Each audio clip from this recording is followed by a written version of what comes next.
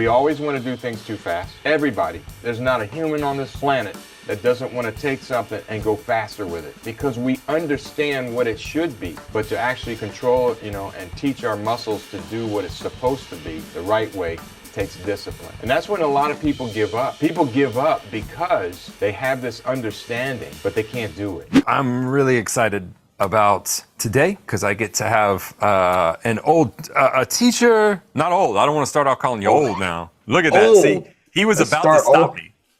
He was about to say, hold up, I'm not doing this. Dr. Wooton, welcome to the podcast. Thank you, the old Dr. Wooton. And yeah. I have a question for you. I think you're a good person to ask this because you came up, for those of you that don't know Dr. Wooton or his history, he's very big in the rudimental world. He's an incredible. His hands are incredible.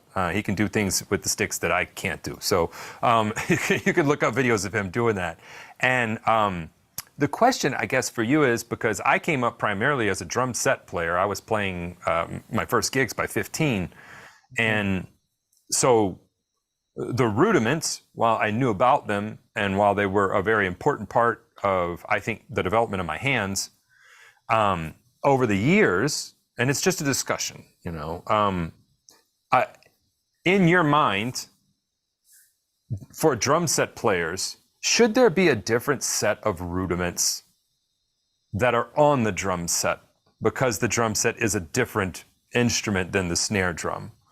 Not are the rudiments still valid? I think they're still valid. I think we use those stickings all the time. But to, for instance, play your first song on the drum set, I do not need to play a paradiddle. I need to be able to play the money beat, or I need to be able to play boots and cats, or I need to have my coordination in between my kick drum and my snare drum. And I've thought about this a long time. It's kept me up at night way too often. Is there a different, should there be a set of drum set rudiments that involve all four limbs? I don't know. Again, discussion. I'm interested in your thoughts on that. Well, there's so much to talk about in this. First thing is, don't be scared to learn. Oh, no. Right away, I think most people say, well, I don't need that. That's a defense mechanism. Mm-hmm. So if you've already said the rudiments aren't important, I don't need that, then you feel better about not having to learn them. Mm-hmm. I think most people say that because they're scared. I mean, I can see people, I ain't scared. Well, yeah, you might be. You might be a little scared of learning something that, that'll take time. And you think, well, this is going to take time away from this. Nothing's, always be open about learning, and then you have to decide what the best path for you. As far as the list of rudiments, I'm sure that if we started all over again, it would be a different list. If we just wiped the list out and said, hey, let's come up with some patterns that we use a lot, and let's give them a name, it would be a different list. In fact, like instead of paradiddle, the pattern I use more than a paradiddle is a diddle pair.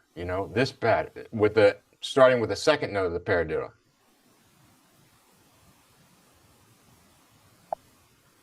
I think that's way more valuable than a paradiddle. I use that way more. It's just singles and doubles. We use singles. So I think learning a paradiddle is very important. Here's the problem. People think I learned the rudiment, and then what am I going to do with that rudiment? Well, you got to be creative and morph the rudiment. Now change it. Change the sticking. Well, then it's no longer a paradiddle. Correct. But that's why it's called a rudiment. It's rudimentary.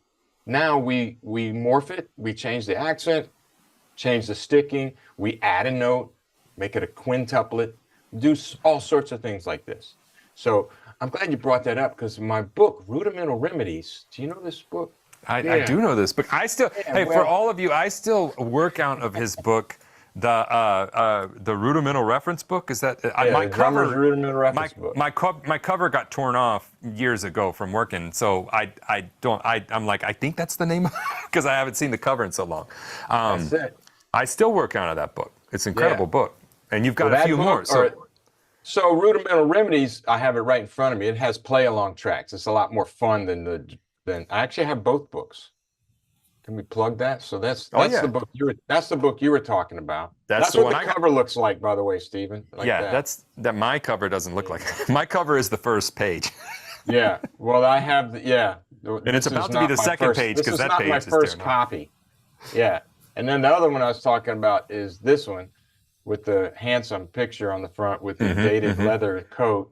Hey man, look. That's a roll-offs guy's idea. But that has tracks. But throughout that book is, I take paradiddles and I do them in different time signatures and, show how you can move the paradiddle around, use it in different ways, not just paradiddle, but all sorts of different syncopations with the paradiddle, blah, blah, blah, changing the accent, all that sort of thing. And so one of my hopes or agendas, it's like a hidden agenda in this book, is for people to be, oh, you can do that with it. Well, if you can do that, maybe you could do this. It's to help your creativity and discover other ways, and how to do it on drum set. I do like a whole series of videos for Drumeo on drum set, applying each and every of the 40 PAS rudiments to drum set, and it's not, and here's the thing, what I learned by doing those videos, I learned a lot actually doing those videos, in the fact that I shouldn't say never, I hardly ever think about, hey, how can I apply this rudiment to drum set? Like, let me put a rudiment in this fill. That doesn't enter my mind. It's just part of my vocabulary. If I do use rudiments, it's because that's my vocabulary. It's just like speaking. If you know a lot of words, you can speak a little more intelligently than somebody that knows very little language, or has a small vocabulary. So if you have a larger vocabulary, I think on drum set, you can speak more intelligently. You can do a lot more, because there's a lot of styles out there other than what you hear on the radio or pop music in the United States. There's so many things that are going to help you. So that's one thing. If you work on your rudiments, you're going to have a larger vocabulary. You just have to keep using them and then figure out ways. And if you listen to drummers like, say, Steve Gadd, Vinnie Colaiuta, David Garibaldi, three of my favorites, you realize these guys are all amazingly advanced rudimental drummers because of their vocabulary. If you listen to their vocabulary, you realize these guys know their shit about rudiments. I was just talking to Grant. For anybody that doesn't, Grant's our community manager at SDS, and he's a great drummer himself and edits all the videos. And we were just talking about this because we just did a video on Steve Gadd, and I told him, I said, first of all, I still hate him a lot because he's really good, and I'm trying to get over that. But secondly, we did a video on Vinny, and I didn't drum for a whole week. Vinny just really pissed me off. He's very, very good, and I try to only listen to him when I'm in a certain headset because he's so good. But so good. Steve Gadd, I was like, oh, these fast licks he's doing in between his hi-hat and his snare drum, man. Some of them he just puts a kick on the front of a paradiddle and then puts another kick on the end of the paradiddle. Now it's a 6-note sticking. That's a very easy, it's a double paradiddle and you put a kick on the front and the end of it, or two kicks on the end of it. And I'm like, all these combinations he's doing very quickly he just added or took a kick away. Now I'm simplifying it, right? I mean, obviously. No, you're not. That's pretty much it. On a Same basic thing with level. Radimacues. Yeah. He plays a snot out of Radimacues, but adds a bass drum in it. Yeah. And it just breaks it down. It's like, oh, wow. So he took, you take something really well, and then you just add a little something else to it. You do the next most logical thing. And you're like, what if I added a kick drum to the front and the back of it and made it, a 6-note sticking instead of a 4-note sticking, an 8-note sticking, and then you displace that, and but when you take these players that seem superhuman, like we were talking about earlier, they just did the next most logical thing. What if I added a kick drum to a Radimacue?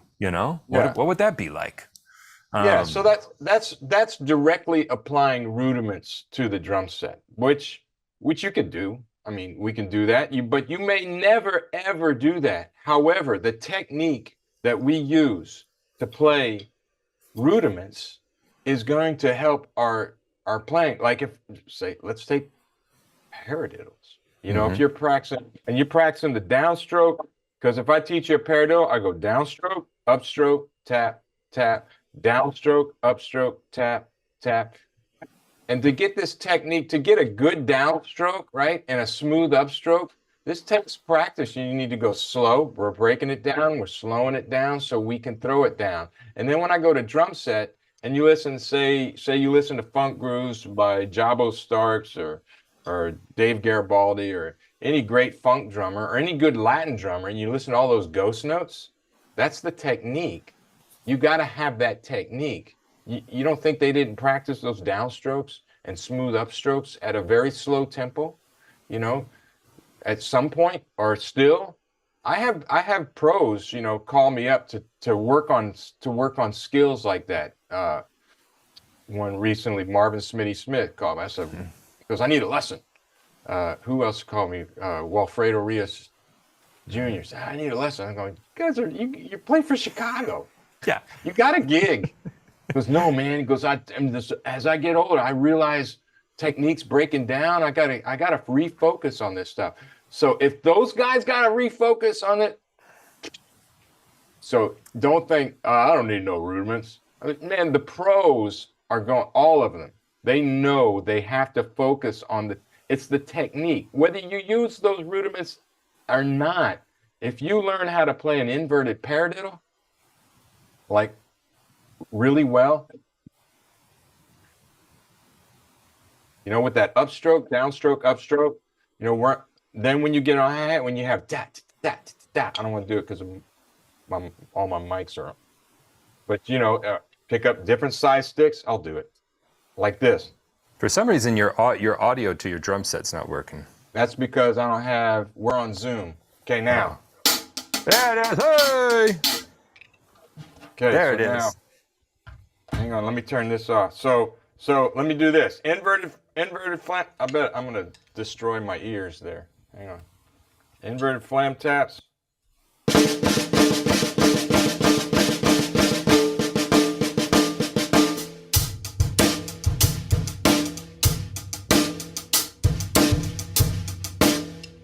Right.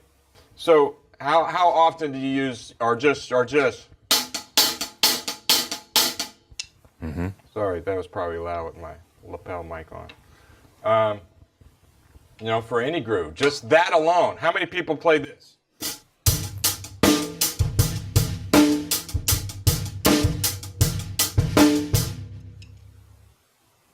Everybody plays that. That is downstroke, upstroke, downstroke, upstroke. And if you practice inverted flam taps, you're going to have that down so well and so clean that when you go to play that groove, it's money. Yeah, and the same thing as, you know, when you're practicing alternating flams, you know, all it is a down and an up, because it's a down and then you're coming up. You know, the down is the primary note, the up is the grace note, and each hand is playing that. And if you break that down, for me, there's been several rudiments. The paradiddle, for instance, is really just Klaus Hessler taught me this.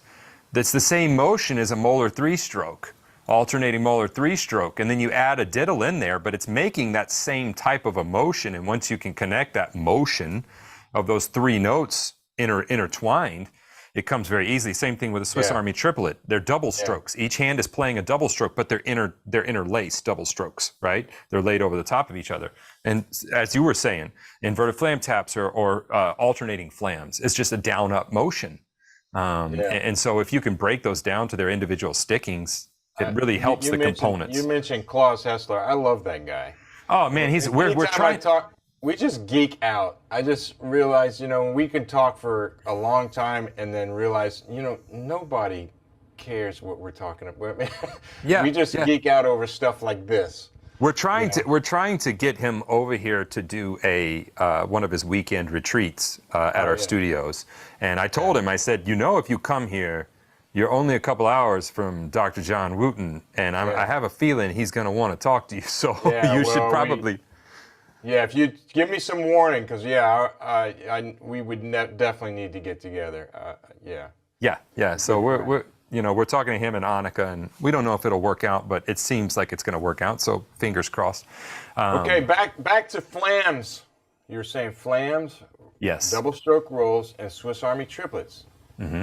That's a great. I mean, people should though it's the same. They're all the same thing, by the way. Mm-hmm. It's just different spacings. Mm-hmm. So I'll give you a drill you can do just to morph from one to the other. Go from flams to Swiss Army triplets to double stroke rolls, just by changing the spacing and the intensity of the notes. But with all those things we were talking about, if you can do that, the control to do that sort of thing, to do these rudiments, oh my God! To have that sort of control and that command, then to do whatever you want on the drum set. I mean, you can apply that. You know that I think application of these things isn't. It's not that they're applicable. If there's a problem with them being applicable, it's a problem with your imagination. Mm-hmm. Just figuring out how to do it. But take flams. Let me do this real quick. Flams, Swiss triplets, rolls, back to Swiss triplets, back to flams.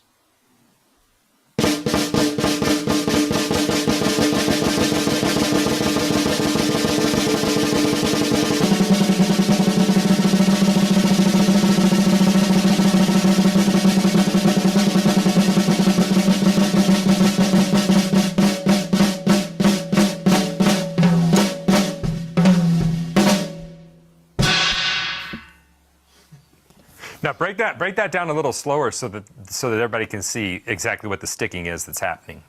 Okay, it's the same sticking. It's right, left. Let me get my pad. Hang on. So I can. Here, I'll use some bigger sticks. On the pad, by the way, I usually use marching sticks or larger sticks, just for the rebound. I mean, I got a whole theory about that. I think you should use larger sticks when you use a pad. And then graduate to, and then move on to smaller sticks. But when you're working on this stuff, it's good to use a larger stick, whether it be a marching stick or just slightly larger drum set stick. Anyway, flams. So if you're playing a flam, and now when we get faster, I'm actually kind of bouncing. I'm bouncing it.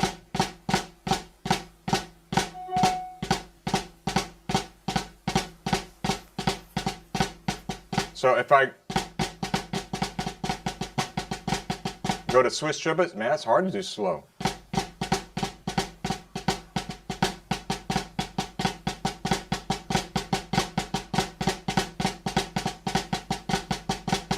It's the same thing, but now Swiss triplets. I'll lower my left hand because I'm playing them on the right. I could do it the other way. If I open that up, I have double stroke rolls.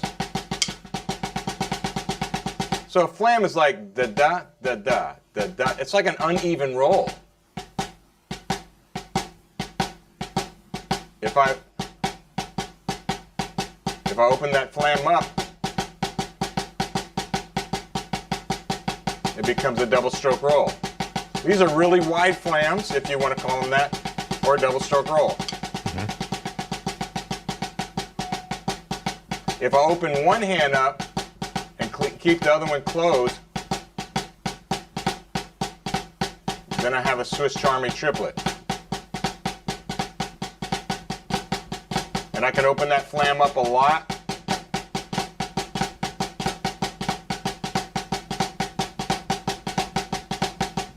Or close it. Keep the left hand low. Speed it up.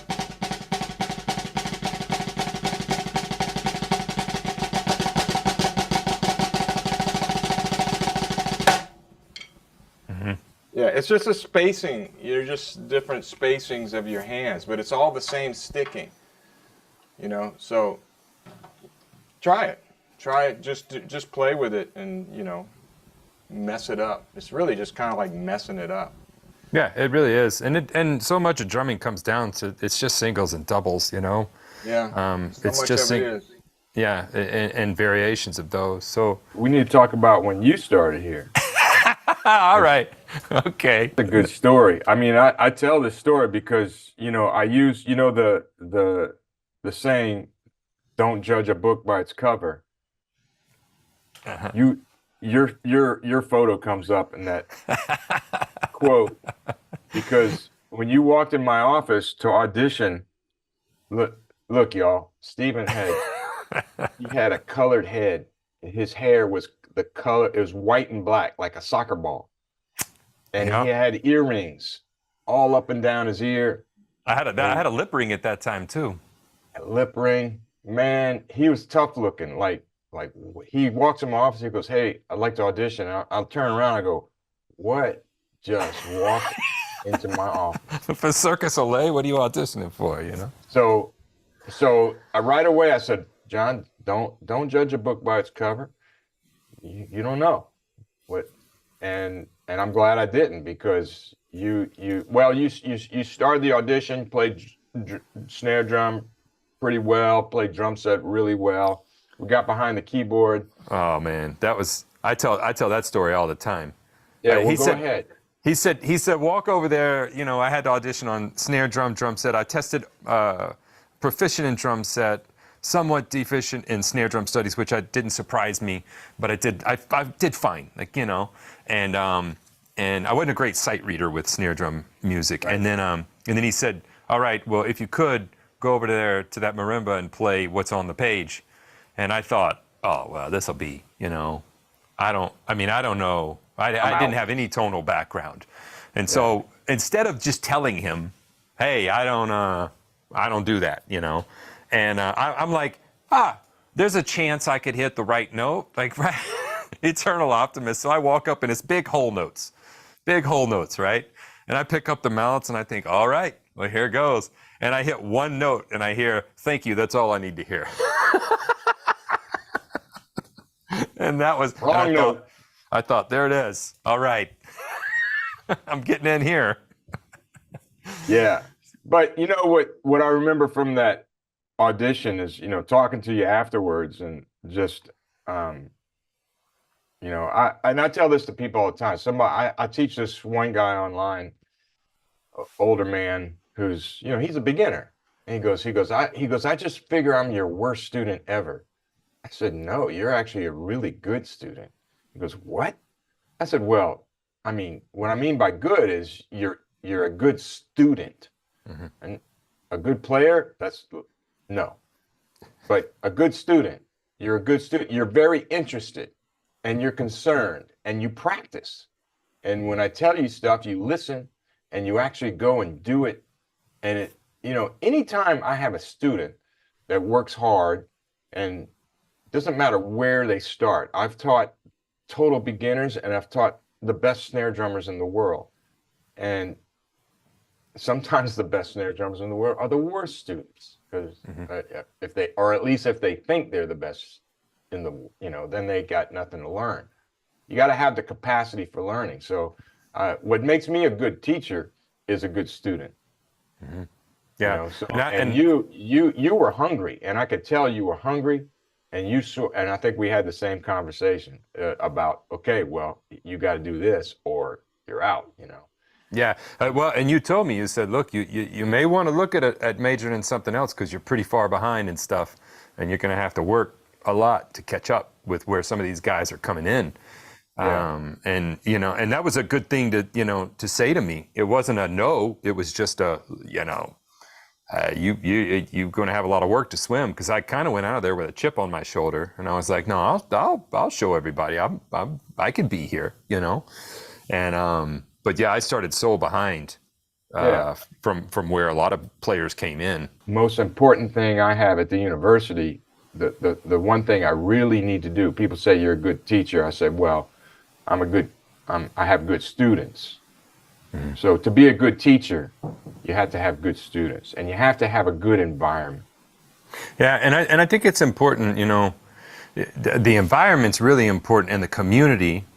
I tell people that all the time when they're talking about, hey, I think I want to play for a living. I think I want to go on the road. I think I want to, and I say, look, the playing is once you pass a certain level, if you walk into a session, maybe here in Nashville, if you walk into a session and you've been hired, it is expected that you can do the job. You were hired. So that's a given. Nobody is actually questioning that. And if that comes up in question, you're not asked back, right? So that's got to be a given. The playing has to be there, you know. And then the rest of it, the other 95, 99% of it sometimes is your people skills, how you interact with everyone. How, are you able to take criticism? Are you able to take instruction? Are you able to take feedback?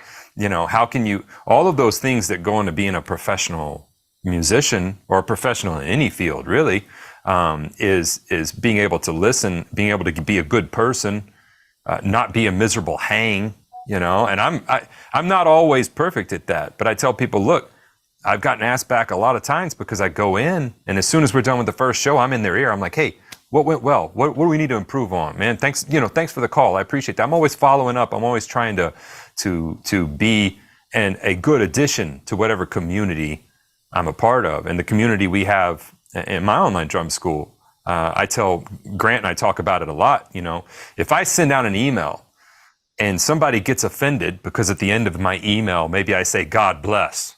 I had somebody, I mean, they read me the riot act. And I said, well, this is good because they're not a good fit for our community. And I said, you don't have to have any religion to be in our community. I could care less, but you have to have a respect for others, that you're okay with what they believe. You're okay with what this one believes. And we'll keep the conversation around music and be respectful of each other. And so a lot of times whenever we have kind of that bad apple that gets in the community, they get dug out real quick. I'll be the first to be like, hey, you got to go. You got to go. You can't act like that in here, you know? Yeah. And I assume it would be the same way with the community you built there. Exact same thing. And we're talking about the same thing. And by the way, you're a great example for this, for what you're talking about. And there's certain things I can't teach. Well, you know, I always say the best way to teach is by example. And the best way to learn is by imitating. And we teach every day, not just music. I mean, I feel like my job a lot of the time is you know, head philosopher and and social skills director, you know, because you know these young students, you know, in college, especially the real young ones, there's skills they just don't have, social skills that they don't have, and they're learning from you. Maybe even more so at this age. I realize it's a huge responsibility. I don't take this lightly at all. At that age, more so, they're learning more so from you because they're in college now. They're not living at home. They're living away from home. They learn more from you than their parents. You know, they got the background from their parents, but now how to be an adult. They're going from being a child to being an adult during those years. And that's important to me, you know, so I don't take that lightly, and I try to set a good example. But you, man, you're Mr. Positive. I mean, you want to know why you got a whole bunch of followings? Yeah, you're a great drummer. Absolutely. But you're so contagiously positive. It's, you know, you're a great example of a good human, you know, so, and I knew that from the start. Again, that's why you were one of my students, but I appreciate that. That's so important. So we're talking about the very same thing, and, you know, and it's not something we think about all the, we're talking about it now because we're thinking about it, but it's something that just kind of, it's in the back of our mind, and it's always something we're having to deal with, but it's not something we get to talk about a lot. This podcast is brought to you by the Drum Better Daily program. That's actually my online drum school that I've run now for 12 plus years. Not only have I been playing the drums professionally since the age of 15, I've been teaching since the age of 18. Matter of fact, I talked to one of my, my first student a few days ago. I actually called him to see if he could sub a gig out for me. Daniel, love you, man.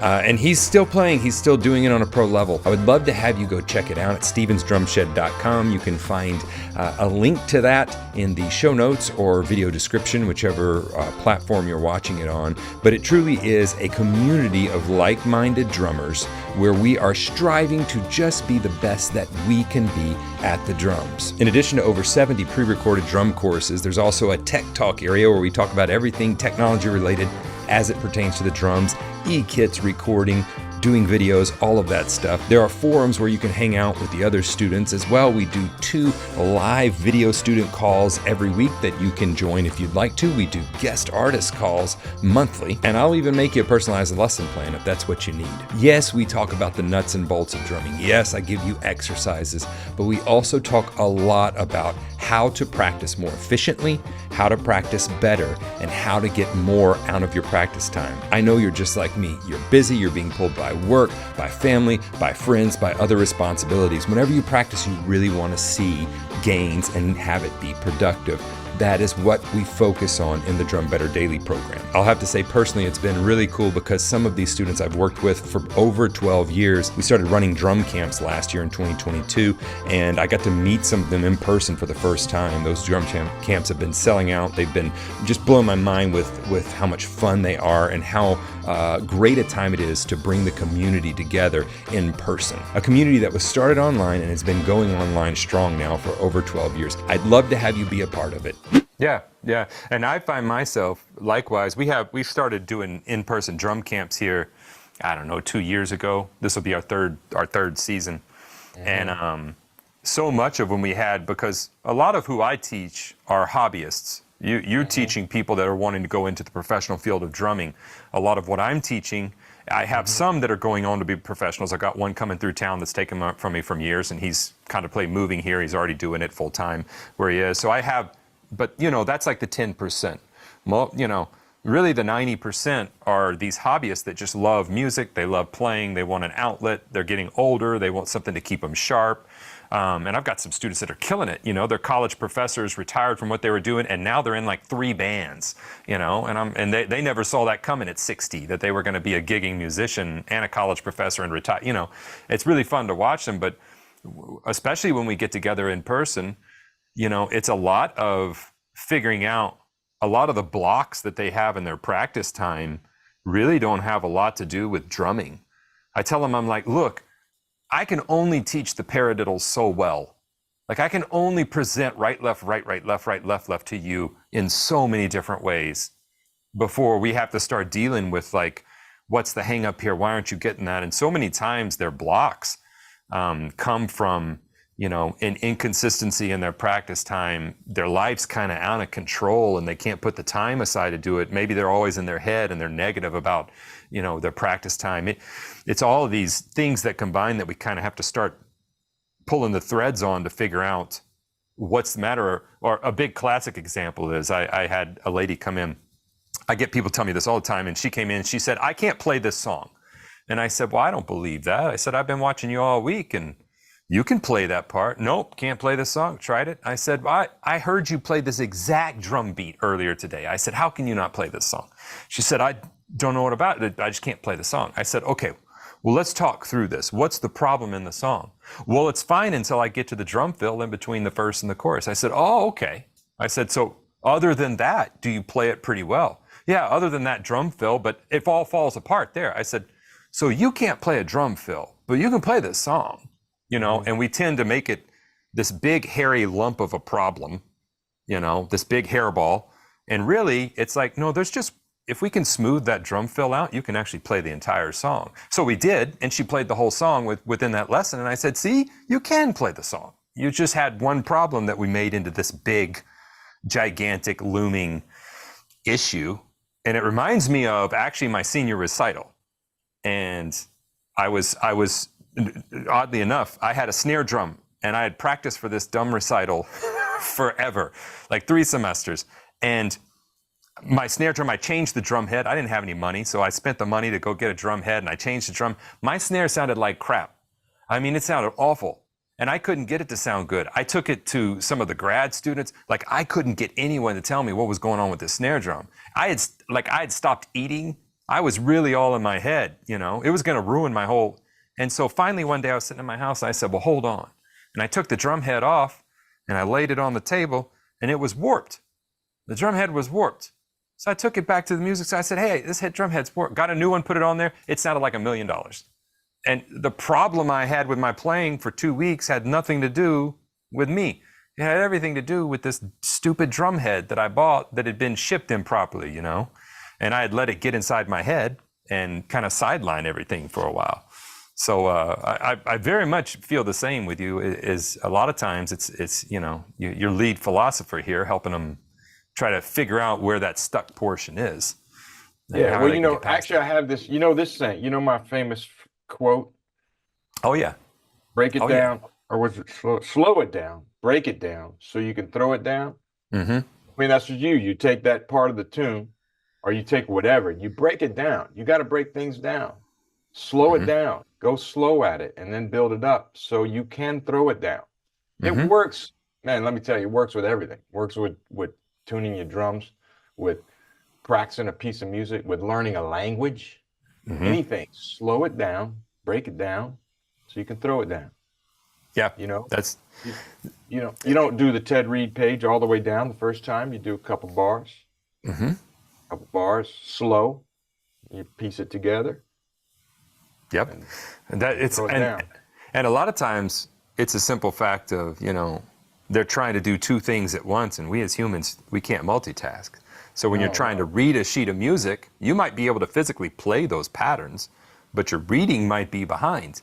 And because your reading is behind and you can't read it in real time, the problem's actually not your drumming. The problem is you need to learn to read that sheet of music and play it at the same time. Being able to read a sheet of music is one thing. Being able to play the sheet of music is another. Being able to read it while you're playing is a completely different thing. You know, that's a skill, man. Yeah, that's a skill. And that's where discipline comes in. You know, we have to, as humans, we understand things way before we can do them. That goes with anything. We understand. That's why we're such good armchair coaches. You know, everybody thinks they know everything about football or baseball or whatever sport. When you're sitting in your living room and you're watching, go, why did you do that? You know, because we can understand things way before we can do them. So what it takes is, you know, when you say, okay, if you show me a pattern, go, oh, I understand that. Yeah, play a swing pattern here. You're going to play 4 on the floor, hi-hat on 2 and 4, and then you're going to play this rhythm here. Oh, okay. I understand all that. I get it. But to actually do it takes practice and discipline. And that's why I call the metronome the ultimate discipliner. Because we always want to do things too fast. Everybody. There's not a human on this planet that doesn't want to take something and go faster with it, because we understand what it should be. But to actually control, you know, and teach our muscles to do what it's supposed to be the right way takes discipline. And if you use that metronome, start slow and just knock it up. You know, once you get it, knock it up a few beats per minute, a few more beats per minute till you get it. So that's the slow it down part. But that's what it takes, man. You got to have that discipline. And that's when a lot of people give up. People give up because they have this understanding, but they can't do it. You know, you have to do it over and over and over. You know, if you can watch any sport, if you watch Roger Federer's backhand, you go, man, yeah, I look how smooth. I can do that. I can hit a backhand. No, you can't. And you think he, you know, you don't think he hits 1,000 tennis balls, you know, a day just to make sure that those mechanics are still there, you know, or to get there in the first place. There's a good book that I read. I read all the time. It's called Grit, and it's this lady that did this big study on world-class performers. What was the thing that they all had that made them world-class? You know, what was that path? What was that? And she boiled it down to grit. And it was this determination that they didn't quit. It was coupled with passion, with hard work, and the tenacity to not quit. And she said, you know, if you look at this 10, 15-year span of this football player or musician or whatever it is, getting better, she said, if you look at every day, it's actually quite boring, because every day it looks like they're doing a similar thing. And she said they would show up every day and do the next most logical thing, whether that be in their practice time or what they're eating or whatever that looked like. And she said, and every day, each one of those next most logical things, after 10 or 15 years, they look like Steph Curry, you know, and it looks like he's, you know, just sitting there reading a book while he's shooting three pointers. But Yeah. she said those logical everyday steps build to this superhuman ability once you start stacking all those things on each other. But it's really just the tenacity to stick it through. Everybody said, you know, how did you, you know, become a professional musician or get good at the drum? How did you, you know, I'm still trying to get good at the drums. So how did you build a career? And I said, well, I just didn't quit. You know, I didn't quit. You know, I kept doing it. And when I hit a roadblock, I go the other way. And, you know. Yeah. And you can find the quitters pretty easily. I mean, but it's normal. Here's the thing is, if you understand that concept, like, I get it. It's just going to take this work to teach my muscles and my body to do this thing. It's going to take that kind of grit or discipline. If you understand that you feel better about it. You go, okay, it's just going to take time. And you accept that fact and you do it. But, you know, I got all these videos, like, especially talking about hobbyists, and they're probably more susceptible to that sort of failure, you know, and not knowing how to move on. You know, I do a lot of videos for Drumeo, and I see those comments, and I see that's the kind of comments. I go, well, don't stop. You know, they think if they watch the video, one of my videos one time, that they're going to have it. And and I see a lot, well, I can't do this. You know, I'm not getting this that fast. I said, well, I'm not a magician. You know, I'm a teacher. I'm not a magician. I'm a musician. So it's going to take time, and you have to stop the practice and work up and work up and work up. And it might take, you know, they expect instant gratification. That's part of our culture these days too. It's that instant gratification. This, man, that's what makes the great ones the great ones. They understand that there's no such thing really. No, it takes time. Yeah, you know? I find myself, I feel like, you know, I tell people a lot, I say, well, I wish I had an easy button for this one. They'll say, hey, whenever I do that technique, I'm trying to do the, you know, whatever stroke, maybe the free stroke, molar stroke, or your finger control. The stick's kind of bouncing sideways when I do that. I say, yeah, it'll do that. You gotta keep trying.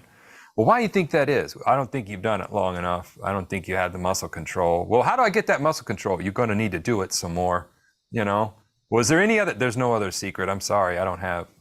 You're going to need to perform that motion slower, a lot more, until you get control of the stick. And one day it won't go sideways anymore. And then you can move on to the next finger. You know, it's like you're not sarcastic at all, are you, Stephen? No, not at all. You know, not at all. I don't know. What? You know, Be sarcastic? What? I never would be. Well, so I got an interesting question for you, because especially over the last, and I tell people, you know, when I was coming up, my generation is a generation that had an analog childhood, but we had a digital teenage college years. And that's kind of a very specific subset of years. It was a 3 or 4 year period of people that they enjoyed that analog, but all of a sudden the digital came along and it was incorporated into school, into computers and all that stuff, college.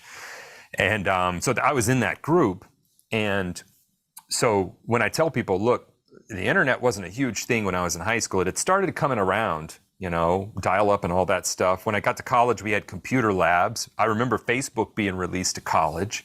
You know, our university finally got it, you know, and everybody jumped in and tried to register. And so I kind of came up in a very analog drumming world, where I was getting Modern Drummer magazine through the mail. I was going to drum lessons and paying $40 to $50 a week to go to drum lessons, and that was my world. I'd get the Zildjian magazine, you know, and go through and circle the cymbals I wanted, and you know, and so I didn't have all this access to videos and incredible players, and I think in some ways, what a huge resource that is to people now. But we also now have the other end of the spectrum problem, which is it's too much. The internet is fantastic at giving us information. It's very bad at giving us plan for that information, at parsing that information down and helping us focus on that. But it's a great place to store that information, to know where it is, those types of things, to proliferate it. So as you've taught, because you said, 30-something years at the university, what are some of the changes that you've seen, maybe in the drumming community, maybe in drumming as a whole, maybe in people's approach to it? Are there any things that stick out to you? And they can be good or bad. They can be good or bad. Yeah. Well, there's both. There's absolutely both. I mean, we're evolving. I mean, it's an evolution, sometimes a de-evolution. There's certain things I feel like we've done in the last, 40, 50 years that are kind of backwards, but then there's other things that are amazing. For the most part, it's all for the good. But there are a lot more snakes in the grass that you got to be careful of that I didn't have to worry about.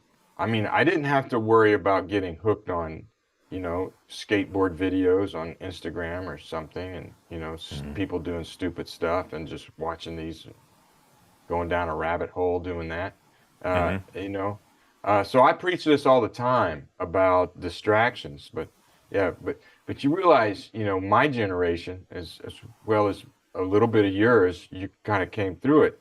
We've seen so many changes in the last 50 years. And what they say, I saw Mark Cuban do something. He says, our generation, he's a little younger than me, but our generation saw like amazing changes in technology that, I mean, it's unbelievable from when I was a kid to now. We're the Jetsons now. We got all that stuff that was on the Jetsons. I remember watching it. What, people can see each other when they talk to each other? That's crazy. That'll never happen. We do it. We do it every day. We're doing it right now. This, in fact, unbelievable. This is amazing. But most kids take this for granted. What? It's a Zoom. It's a Zoom interview. So I had Ronnie Tutt on. Ronnie Tutt he drummed for Elvis Presley for years. He was with Neil Diamond for 30 years, I think he said. Elvis for 12. Like, he was on the Piano Man album. I found that out interviewing him. Totally lost my cool. Didn't realize he was on the Piano Man. Yeah, I was like Chris Farley on Saturday Night Live. He said, I was on the. Yeah, and I was like, whoa. What was that like? Like so stupid, just so dumb, so stupid. But he was in our room in our house where I had my studio at the time, a 10 by 11 room, and he came in and he was completely blown away that we were able to be live streaming to students and at that time we didn't do video calls. They were on a chat and we were broadcasting to them because that technology hadn't quite come when I first started live streaming. And he said, I remember doing the very first live stream with Elvis Presley. We did, I think it was Elvis live in Hawaii. And he said, man, there were satellites like moving around the earth trying to make sure everything was in line so that we could stream in real time this performance to TV. And I said, oh, wow, you were on that concert. And he said, yeah. He said, so the fact that we can sit in this room together and talk to these people in real time and it's not a big deal, he said, it just blows my mind that we can do that. Yeah, technology is unbelievable. Well, like what I was saying, Mark Cuban is saying, like, what's happened in the past 50 years is nothing compared to what's going to happen in the next 10 years. With AI and stuff, which is pretty scary. We have to have time to adjust, So adjusting is one thing, is getting my students to stay focused and to rid themselves of distractions. Because I would say that's the biggest difference between my education in college and their education is the amount of distractions that they have. I tell them right away, I said, if you have a PlayStation or Xbox or anything in your dorm room, get rid of it. Just get rid of it. Throw it away, sell it, send it back home, but get rid of it. That's just a distraction you don't need because you don't have time. And some of them are like, what? It's like, if I do that, it's like losing a family member or something, It's really, it's unbelievable how serious that can be. And then also on if you have games on your phone, take them off. If I don't want to see y'all scrolling through stuff. If you are, it better be, jazz videos or something. So, and that actually, and I know they're doing really good about it because they send me links or they talk about the things they saw, or I hear them in the hallway. They're in the hallway outside my office and they're playing, and I can hear they're playing videos like, man, did you see this guy? Oh my God, this vibe player or this drums. Oh my God. And they're sharing videos. So that kind of stuff, if I go out there and they're, playing a game or watching some stupid video, we can do that. It's just to keep it to a minimum. I mean, we can be entertained, but it's, it's an amazing tool. The information, you can learn how to do just about anything on YouTube, but you have to be disciplined. If you don't have the discipline, it doesn't matter. Yeah, and I was talking to Mark DiCiani one year at, do you know Mark? Up at the Philadelphia School of the Arts. He was head of the School of the Arts, but he fantastic guy, and he and I have studied a lot on how the brain works and practice and all that stuff, and so we really got into a nerdy conversation. Matter of fact, our Zildjian and Tama were there taking us to dinner. They wound up getting so bored because we were talking about myelin and how the brain works that they wound up just leaving. It just, we're going to leave you two to talk. And so, but Mark said something really insightful, and he said, people think to focus more, we need to try harder. If I just try harder, then I can focus more. And he said, but to focus more, you have to get better at ignoring and eliminating distractions. He said, if you eliminate and ignore distractions, then what happens is you're able to naturally focus. And with my students a lot, I talk to them about, I say, look, we think of distractions only as this physical presence of something that's happening. I said, but there are external and internal distractions. So we have to become very, very disciplined about what is your practice killer, what's keeping you from practicing, why did you get there 10 minutes late, and squashing those. And a lot of times it's like, oh, hold on, let me check email one more time. And so you check email right before you go into your practice time. And man, your boss sent you a real, man, that piece of trash, and so you go into your practice time writing an email. So now you turned an external distraction into an internal distraction that you carry into, and you would be better to just put the sticks down and go write the email and save it for tomorrow and then reread it and delete it because you don't want to send that email anyway. And, we have to be very good about protecting our practice time. And so airplane mode is my favorite thing at work. I did it right before we started this call. I said, hold on, I just got here. Let me just turn this off. And I tell Kelly, if you need me, call the phone we have a landline. And I say, call the phone at the studio. Grant will come get me if you need me. I just need to turn it off so I can focus some. And in our practice time, even when you take a break, don't go get on the phone because you're going to wind up mindlessly scrolling for 30 minutes longer than you meant to. Or you're going to see a video that you can't get out of your mind. And then as you go back into practice, you're distracted now. We're better off to do something that's been proven to restore our cognitive functions, our focus and stuff, which is nature is 100% proven, even just looking at pictures of nature. So going for a 5-minute nature walk, physical activity has been proven. Reading fiction has been proven to restore the cognitive abilities of focus and all that. So I'm real big whenever you're practicing, it's got its own place. It's a tool, but keep it on airplane mode. Don't check your email. Yeah. Don't check Instagram. Don't check TikTok. That's great words of advice. And this reminds me, I had a student this couple of years ago, and when I lecture my students about what exactly, like if I give them that lecture that you just gave, I had a student says, well, it's easy for you. You're disciplined. I'm like going, what? Oh my God. Yeah. You don't know me. Yeah. I am not disciplined. That's something I have to struggle with every day. Every day I struggle. When I talk about distractions, when I say you got to get rid of, I'm actually talking to myself. Dude, this thing, in fact, the doorbell just rang. So, and I got it on my phone. My doorbell's ringing. So now I'm thinking about that. But this thing is a distraction in so many ways. I mean, at night, I try to do it at 10 o'clock, screens off, and I do read. Reading fiction is great. Get your mind. I read fiction every night before bed. Thinking creatively. when I'm working on my computer, I put my phone in the other room. And then, so I do have my texts on the computer. So if my wife needs to get in touch with me, she'll actually text me. But if I'm working on music, so getting rid of distractions is super important. You're right. But it's hard to do. It's not easy for anybody to do. No, and I tell people, I say, you can practice this outside of your practice time.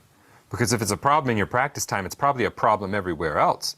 You know, and I said, the next time you're standing in line at Starbucks and you get that, it's like this lizard brain. We interrupt ourselves because we see that we're bored, and our brain is not getting that dopamine hit of having something constantly coming new. And so we interrupt ourselves and we say, oh, check the phone. And I said, the next time you think that, don't check the phone. I said, just stand there and look around. Maybe talk to the person in front of you. Maybe just do anything except check that phone automatically, because it is a good thing, but we have to, you know, keep it in its place. Our kids, we've never allowed phones at the dinner table. And if they want to see dad come unglued, which dad doesn't come unglued very often, but bring a phone to the dinner table, you know, and I'll read you your rights. And, Mike, we went out to eat, and my daughter, she turned around to me and she said, Dad. I said, yeah, she's 6. Those kids have their phones at the table. And I said, well, that's okay. No, it's not okay. I said, okay, in our family, could you first don't talk so loud, because I think they can hear you. But also, you know, it's fine. If their family wants to do that, it's fine. But our family, we don't have the phones here, because I'd rather spend time with you. But yeah, it's we've harped on that so much in the house that they think it's a bad thing. They think, you know, but we really do have to learn to control those if we want to achieve the goals we want to achieve, which is you want to be a better musician, you want to be a better drummer. And well, let me say this to the audience that's out there. Congratulations if you've made it this far. We're not talking to you.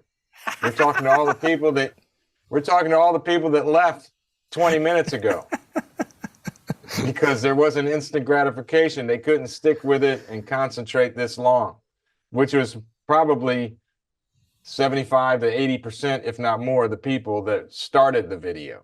This is very true. Right? So congratulations. You made it this far. I have a question for you. I hope you stick with us till the end. I hope you stick with these guys till the end. But let me tell you first, what I do most these days isn't this. It's playing steel pans. You know, which we didn't talk about at all. But, you know, playing. In fact, I just wrote a suite for steel pan and orchestra. And I'm going to be playing it this summer in Argentina and in Brazil. It's 3 movements. It's a cha-cha, a bolero, and a bembe. And actually 2 of those are lessons on my website, the cha-cha and the bembe. I just wrote the bolero, I just finished it. But I play steel pans. And if you would, you can check me out on YouTube, my YouTube channel, John Wooton, just look up John Wooton. Or Southern Miss. So MISPO is the name of our band. It stands for Southern Miss Steel Pan Orchestra. So MISPO. And there's great drumming in there. You know, I wish I could play everything. You know, that's the one thing I wish I could do is do everything. But I'm now I hire drummers more than I play drums because I'm usually playing pans and I sing too. So. But so now I usually have drummers play for me, and well, you know, and I think that's another thing to become okay with is your evolution as a musician, because I tell people I am a drummer, but first and foremost I'm a musician, and the way that I get to I say it all the time. Yeah, the way I get to interact with music is the drums, and if tomorrow the drums went away, I would find another way to interact with music. Because I'm a musician and I do what musicians do and I play music. I think about music and so you know, I think part of being a musician is learning you're a drummer, you play the drums, and then being okay with your evolution as a musician. And one day you may wake up and go, you know what? I don't think the drums are enough. I think something else has to come in here. Because I have another musical thing that needs to happen. But if you don't open yourself to learning the steel pan or open yourself to learning marimba or maybe piano or guitar, whatever that may be, you don't ever get to fulfill those things because you're in the headspace of I'm a drummer. I'm only a drummer, you know? And to me, I'm like, no, you're a musician. So it's okay to go over there. The same thing as a piano. It's just it's a percussive instrument. You can play that. It's fine. Just figure out the notes, you know? Yeah. If you look on the other side of my cameras, I got a vibraphone. I know you've been playing some vibes lately. Oh yeah, I got it in the next room. Yeah, I got a piano. I got a whole shelf of drums, different rope drums, my congas, cajon, panderos. I got all kinds of stuff behind the cameras. But you're right, and also I think it would make you a better musician. Again, so I don't need to learn to play piano. I'm a drummer. So you know, first of all, I love sitting down at the piano late at night. That's one thing I do. Is when I say screens off, I go to the piano, and I just play. I might compose. I might just play. I just might play some of my favorite Jobim tunes. You know, I don't know. I just like to play. Am I good? Probably not. I mean, that doesn't matter. I enjoy doing it, and I enjoy playing it. So that's one thing. Is like a hang up. I think mainly it's in the United States. You know, you see that. I love to see stuff like you teaching and whatever Drumeo and the stuff I do online, which we'll talk about in a minute. But I love seeing people get back to it later in life because I think that's what music's for. It's a communal activity. You should enjoy what you do. You always want to get better, but you don't have to be the best. You don't have to be better than so-and-so. What you do is fine. If you enjoy it and it fuels your soul, that's enough, you know? And when I play piano, this is just that. Am I a good piano player? No. You know, the more I play, the better I get. But you know, I'm never going to concertize on piano. So with that said, don't be scared to learn. It's the same thing with the rudiments. Don't use that as that's stupid. I don't need to know that. I don't have time for that. Yeah, you probably don't have time not to. You would understand forms of tune. You know, one thing I always complain about the drummers never play the bridge. It's my complaint about students. Play the bridge. They go, what are you talking about? I said, the bridge. You're playing the same groove as the A section. Everybody changed. The piano player changed textures. They changed keys. Oh my God. The melody got busier. Everything changed. Everybody in the band changed on the bridge. You kept playing the same thing because you don't understand form. You got to change on the bridge. So that's like one example. Yeah. But being forced to learn, you know, piano, you have to pass piano proficiency. I had to learn marimba and vibraphone when I was in college, and it really made me aware of the energy within a song. That's how I think of a song now. Where is the energy? Where is it going? You know, dissonance is a different kind of energy. Are we coming away from that energy? We going to it? Are we building? You know, I'm constantly thinking in terms of like, what's the energy? How are we? And so for me, you know, a bridge, it's like, okay, that's a different energy. Like we gotta do something there. We're on a chorus. Like, this is an energy, you know. So it makes you aware of those things. It makes learning a tonal instrument helps you hear those things and hear that transition. Makes you a better drummer for sure. Absolutely. So anyway, there's that. Okay, so my stuff online is johnwooton.com, and it's all O's, just like the river. All O's. Supposed to ask what river.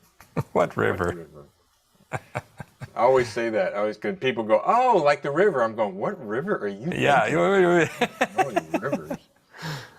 So it's funny. Or they go, I get it. Yeah, there's no river with O. That's it exactly. But you're going to remember how to spell it. There's no E, like Victor Wooton, who's my brother from another mother, different spelling. However, I did find Wooton River. Really? Wooton River on the Isle of Wight in England. Really? I did a clinic at the Symposium of International Rudimental Drummers in Portsmouth, England last year. And I was looking on the map, and right across, you can take a ferry to the Isle of Wight, and there's a Wooton village. And then with all O's. And I said, what? And so I knew my dad, his ancestors, I knew the name was English. So I knew it was an English name, even though I'm mostly French from Louisiana. But so I went over there and I visited. So I found Wooton River. So That's now I can hilarious. say, like the river. Like the river. Like like that river. There's actually a river, and there's a Wooton village, Wooton River, in the Isle of Wight. And so johnwooton.com. I have the Rudimental Academy. You get it? I see what you did there. Yeah. Uh-huh. Yeah. And most everybody in there. There are some serious players, but there's a lot of hobbyists in there. You know, I get a lot of people from drum that want to go study deeper than what I have on Drumeo and get into. I teach a master class every Saturday that I'm here, that I'm home, and for all the people that are members, and then of course my Facebook or Instagram. Instagram is John A. Wooton, because John Wooton was taken, so I had to put my middle initial, and then. Yeah, that's about it. But check out my website, johnwooton.com. There's all my compositions. I mean, not all of them. I haven't updated it. I need to get some of the newer ones on there. But all the drumline stuff. I have tons of drumline street beats, and you know, as you probably remember, played a lot of those. And all my books are published through Roll-Off Productions, right down the road from you. So any of those places, Vic, if you haven't seen the rudiment videos on vicfirth.com, that website's just amazing. Yeah, it's a huge resource.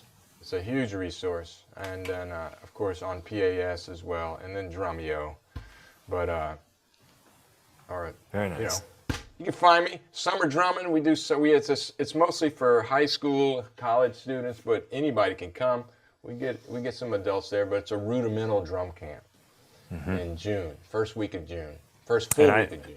I did that a couple of years. I think I was actually a counselor there. I don't know that I was ever I don't know that I ever attended one.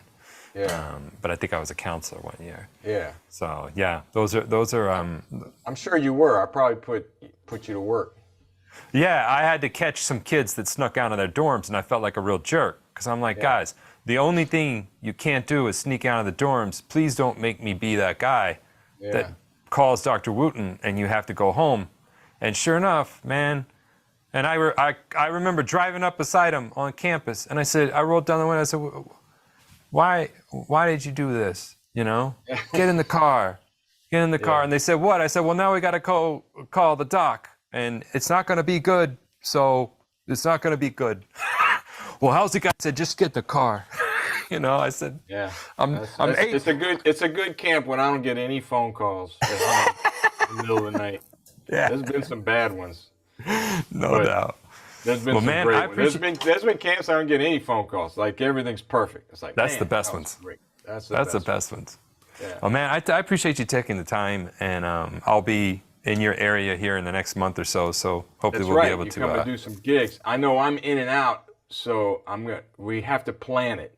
Yeah, I'll hit you up. I think we said May was the one, so I'll hit you up before that one. I think you've got a day or two there, so I'll hit you up. We'll grab dinner or something, and yeah, absolutely. Well, Stephen, man, I'm super proud of what you're doing. I hope you don't mind. I tell everybody, you know, you're one of my kids. I appreciate that. It's all, like I said, all you guys are. There's so many people out there doing amazing. First of all, with students like you know, I look at you and first of all, I'm proud of you, and in many ways I'm envious. It's like you're doing so well. It's like, God, he's killing it, man. It's like, you know, and I would love to know what it's like to go on the road. Even though we talked about that prior to the interview, we talked about a lot of personal, you know, things that we got out that Joe would not be interested in, you know, but yeah, that's incredible what you're doing. Incredible. And I got to visit your studio. If y'all haven't been to his, you can tell it's beautiful. But that's just a piece of it. It's just, and you did all that work. God, it's incredible. Yeah, man. Well, I appreciate it. Congratulations. Thank you. It's fun to look at it and look back at, you know, the journey, and it's just like drumming. It's one step at a time, and you know, and then enjoying each phase of it, I think, which I'm trying to learn to do. So I appreciate the time. That's important. Enjoy the journey. It is. There's no destination. We're not going to arrive. It's just going to be a new port. Always take it And off. if you're expecting that performance to be your destination, you're going to be very disappointed. Yeah. Yeah. And it's, you know, I don't ever want to relive the glory days. I want to just move on to the next good one, you know? Exactly. And, so, man, well, I appreciate you taking the time. It means a ton. And, I know this will help a lot of people. So we will talk soon. Okay, man. All right. See ya. See you later.